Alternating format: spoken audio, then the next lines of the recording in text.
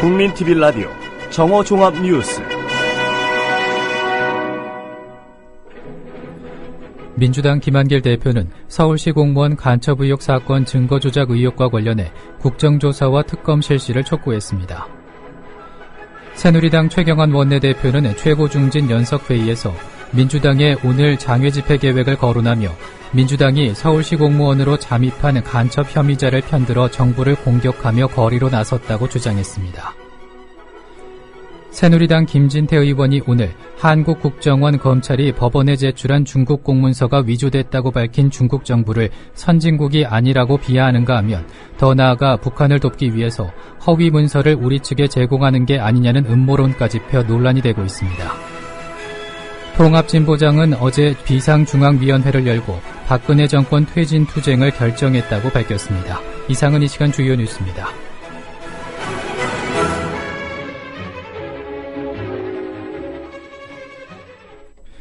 국민TV 라디오 정오종합뉴스입니다. 민주당 김한길 대표는 서울시 공무원 간첩 의혹 사건 증거 조작 의혹과 관련해 국정조사와 특검 실시를 촉구했습니다. 김 대표는 당 최고위원회의에서 정상국가라면 있을 수 없는 일이라며 누가 왜 이런 일을 저질렀는지 규명하고 책임을 가리기 위해서는 국정조사와 특검만이 해답이라고 주장했습니다. 또 수사기관에 의한 증거 위조는 최악의 범죄라며 이번 위조 공문 사건은 헌정질서를 바로잡아야 할 기관이 헌정질서를 유린하고 국가안보를 책임져야 할 기관이 스스로 국가보안법을 위반한 사건이라고 말했습니다. 전병헌 원내대표도 외국 정부의 공문서를 위조하다가 국제망신을 자초했는데도 대통령은 침묵하고 장관들은 오리발을 내밀고 있다고 비난했습니다.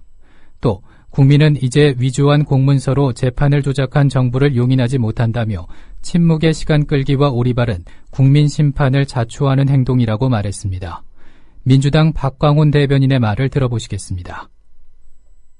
이런 심각한 국기문란 범죄를 무조건 덮고 가려고만 한다면 국가기관의 공신력은 더욱 떨어지고 사회 질서를 무너뜨릴 수도 있는데 과연 이를 변호만 하는 새누리당은 어느 나라 정당인지 묻고 싶습니다.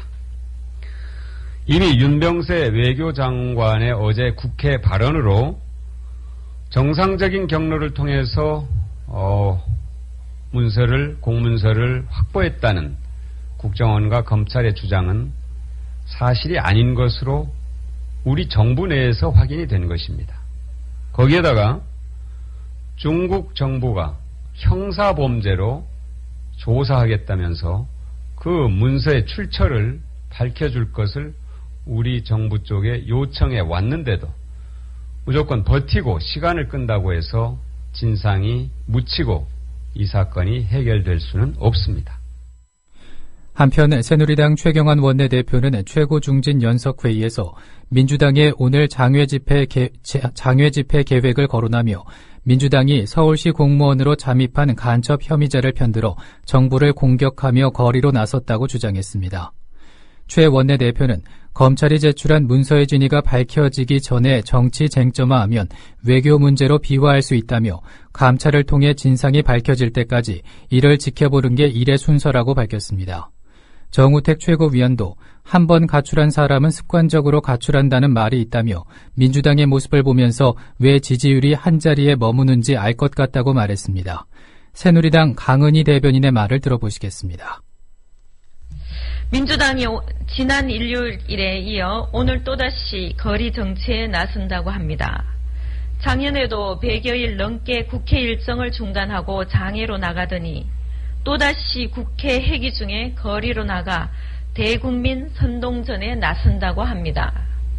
특히 장외 투쟁의 이유가 본인들 입맛에 맞지 않는 사법부의 판결을 이유로 특검을 주장하고 탈북자라고 속인 중국 국적인 유우성 간첩 사건에 대해 조작 의혹을 제기하는 아주 무책임하고 심각한 정치 선동이라 더욱 걱정스럽습니다.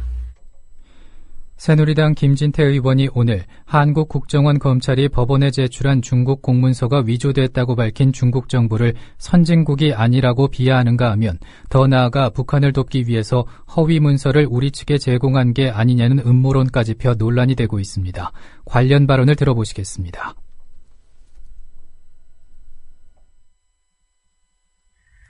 지금 우리 야당에서는 그러면 첫 번째 보내온 게 이게 국정원이나 검찰이 위조한 거다라고 단정을 하고 그 사람들을 좀 추궁을 하고 있어요. 예.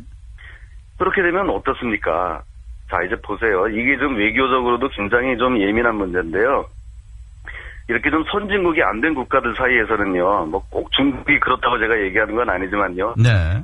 자기들이 정부기관에서 발행한 문서가 이제 나중에 문제가 생기면 우리는 그런 적 없다고 발뺌하는 경우가 종종 있습니다. 네. 그러면 그 다른 나라 뭐 공무원들을 불러다가 조사를 할 수도 없고 이게 좀 미궁에 빠지는 수가 있는데요. 여기서 우리가 생각해야 될 거는 그 재판을 받는 피고인이 중국 국적인입니다. 중국 화교. 예. 그러니까 어떤 자국민 보호를 할 필요성도 있을 것이다라는 점, 중국으로서는. 통합진보당은 어제 비상중앙위원회를 열고 박근혜 정권 퇴진 투쟁을 결정했다고 밝혔습니다. 홍성규 대변인은 브리핑에서 내란 음모 조작 사건에 대한 1심 선고는 정당 해산용 맞춤 판결이라며 대한민국이 순식간에 유신 독재와 군사 독재로 되돌아갔다고 주장했습니다. 또 통합진보당은 진보정치 사수를 넘어 반박근혜 민주수호 전선 확대를 위해 온 힘을 다할 것이라고 말했습니다. 이와 함께 매일 저녁 청와대 앞에서 정당 연설회를 여는 한편 광역시도당과 지역위별로 규탄 촛불 집회 등을 개최하고 전국적으로 1인 시위를 진행할 것이라고 밝혔습니다. 홍성규 대변인의 말을 들어보시겠습니다. 2월 19일 현안브리핑 드리겠습니다. 두 가지 말씀드립니다. 진보당은 어제 긴급하게 비상중앙위원회를 열어서 박근혜 정권 퇴진 투쟁을 결정했습니다.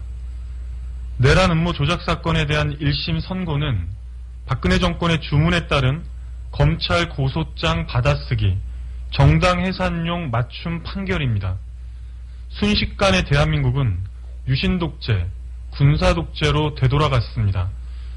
내란 음모 조작 사건과 진보당 강제 해산 시도는 부정선거로 당선된 불법 정권이 노동자, 농민, 서민 등 일하는 사람들을 대변하는 합법 정당을 제거하여 영구 집권을 획책하겠다는 음모입니다. 박근혜 정권의 공안 탄압은 진보당에 국한되어 있지 않습니다. 독재에 반대하고 민주주의를 요구하는 모든 시민들을 겨냥할 것입니다. 정의당 노회찬 전 대표가 오는 6.4 지방선거에서 서울시장에 출마하지 않겠다는 뜻을 밝혔습니다.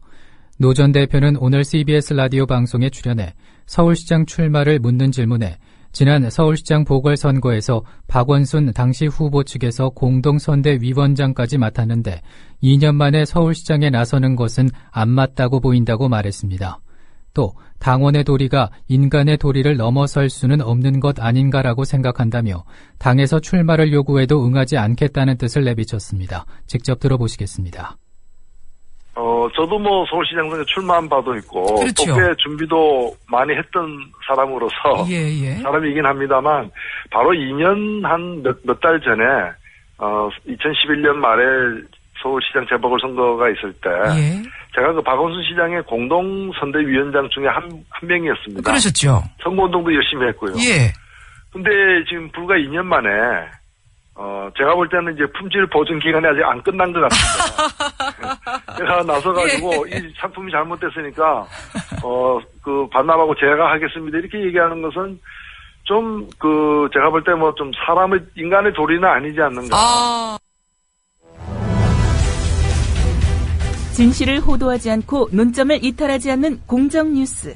국민TV 라디오 뉴스의 꿈입니다. 지금은 정오 종합뉴스와 함께하고 계십니다.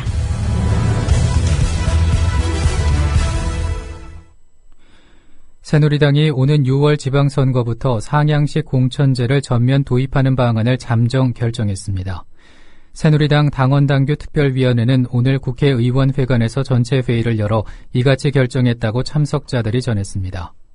당원 당규 특위는 이 같은 안을 최고위원회의에 보고하고 의견 수렴 절차를 거친 뒤 전국위원회를 소집해 최종안을 확정할 계획입니다.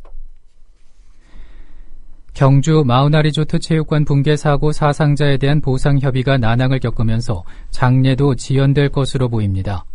사상자 가족은 어제 울산 21세기 병원에서 부산외대와 코오롱업체 관계자와 4차례에 걸쳐 만났지만 보상 수준에 대해 접점을 찾지는 못했습니다. 부산외대는 숨진 학생을 학교장으로 치른다는 원칙을 세우고 유가족과 합의했지만 쟁점인 보상 문제가 결론이 나지 않으면서 장례일도 아직 정해지지 않았습니다. 특히 숨진 학생 9명 중 6명에 달하는 신입생의 재학생 인정 여부가 보상 합의의 쟁점이 될 것으로 보여 보상 협의가 더욱 길어질 가능성도 배제할 수 없습니다. 부산외대 신입생 오리엔테이션 참사에서 후배를 구하려다 목숨을 잃은 양성호 씨에 대해서 의사자 신청이 추진됩니다. 부산외대는 살신 성인의 자세를 보여준 양 씨를 의사자로 인정해달라고 관계기관에 건의할 예정이라고 밝혔습니다. 양 씨는 그제 사고 당시 오리엔테이션 행사가 열린 경주 마우나리조트 체육관 붕괴 사고 때 탈출했지만 후배를 구하려고 현장에 다시 뛰어들었다가 숨졌습니다. 남북 이산가족 상봉을 하루 앞둔 오늘 남측 이산가족 상봉 대상자들이 강원도 속초에 집결합니다. 남측 이산가족 상봉 대상자 83명과 동반가족 60명은 오늘 오후 2시 강원도 속초 하나콘도에 모여 신원 확인과 건강검진을 받은 뒤 방북교육을 받고 속초에서 하룻밤을 보냅니다. 이어 내일 오후 3시쯤 금강산 호텔에서 첫 단체 상봉을 하고 2박 3일간 6차례에 걸쳐 만나게 됩니다. 지난 2010년 이후 약 3년 4개월 만에 열리는 이번 상봉은 남측 상봉 신청자가 북측 가족을 만나는 1차 상봉과 북측 신청자가 남측 가족을 만나는 2차 상봉으로 나뉘어 진행됩니다. 지난해 말 철도노조 파업을 주도한 혐의로 구속 기소된 김명환 위원장 등 철도노조 지도부 4명이 보석 신청을 냈습니다.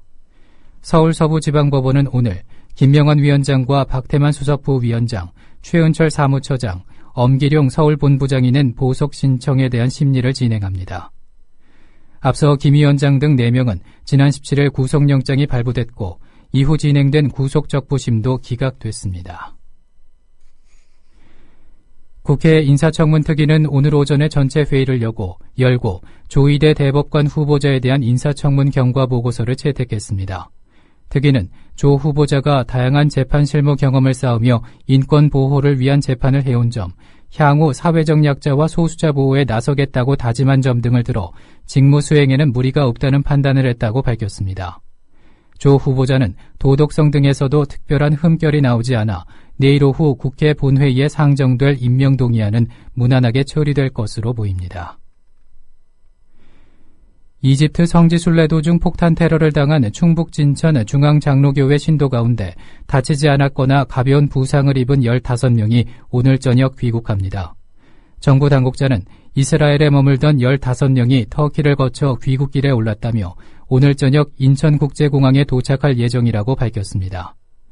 정부는 병원에 입원한 나머지 부상자들도 특별기편으로 오늘 이집트 카이로로 이송한 뒤 최대한 이른 시간 내에 비행기를 바꿔 타고 귀국길에 오를 계획이라고 설명했습니다. 오늘은 전국에 구름 많이 끼는 가운데 동해안과 제주도에만 산발적으로 빗방울이 떨어지겠습니다. 서울의 지금 기온은 3.5도, 습도는 42%입니다.